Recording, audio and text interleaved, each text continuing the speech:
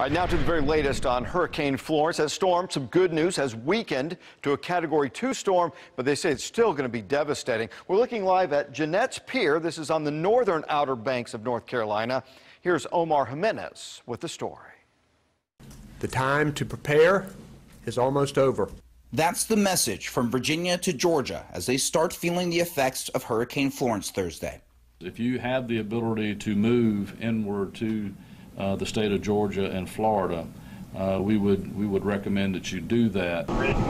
In several areas, towns went into 24-hour curfews Wednesday night. For many barrier islands and peninsulas, ferries have stopped running and bridges to the mainland closed. Those who didn't heed the warnings to leave insist they are prepared to ride it out. So I won't be calling or have an expectation if I get myself in trouble to have any help. I'm going to have to, take care of it on my own. So we've decided to stay, and it's on us. Officials have warned that if you stay, you're on your own. Once winds hit a certain speed, the limited emergency services staying behind won't be able to get to you. Access back into an area after the storm will depend on damage. And for some, that's exactly why they aren't leaving.